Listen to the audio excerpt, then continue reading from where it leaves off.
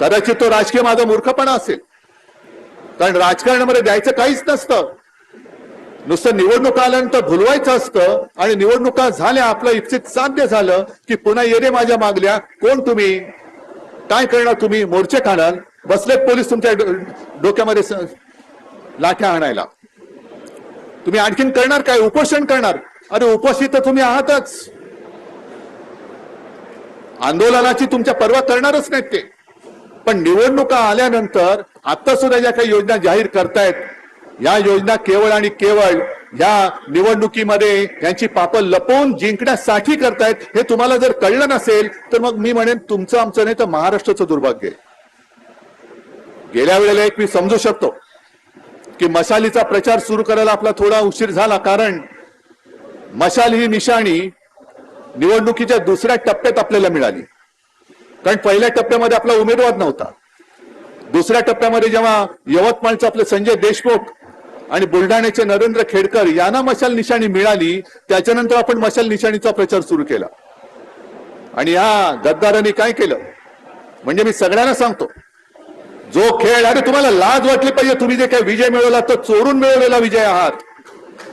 तुम्ही माझा पक्ष चोरून त्या नावावरती तुम्ही विजय मिळवलेला आहात. तुम्ही शिवसेना चोरलीत, तुम्ही आमचं धनुष्यबाण चोरलात.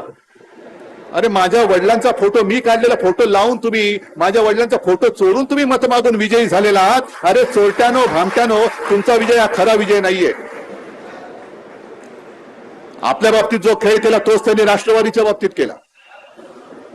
पवार साहेबांचं सुद्धा राष्ट्रवादी पक्षात चोरून दुसऱ्याला दिला, चिन्ह पण त्यांना दिलं आणि परत पवार साहेबांचा फोटो ते वापरायला लागले.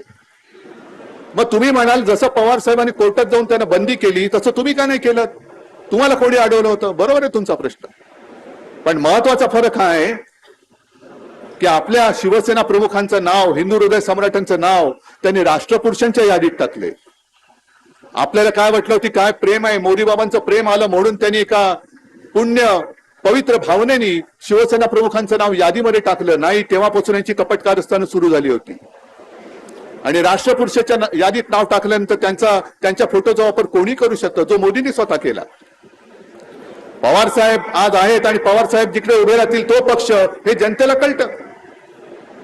पण ग्रामीण भागात आणि शहरामध्ये सुद्धा हिंदू हृदय सम्राटांचा फोटो लावायचा, खाली धनुष्यबाण लावायचं आणि बाळासाहेबांचं धनुष्यबाण म्हणून मत मागून तुम्ही लोकांना फसवून निवडून आलेला आहात. मग मला अभिमान आहे, मी बाळासाहेबांचे संस्कार घेऊन, तुम्ही चोरलेलं धनुष्यबाण घेऊन सुद्धा मी मशाल घेऊन तुमच्या समोर जे काही लढाई आहे ती लढून दाखवलेली आहे आणि जिंकून दाखवलेली आहे.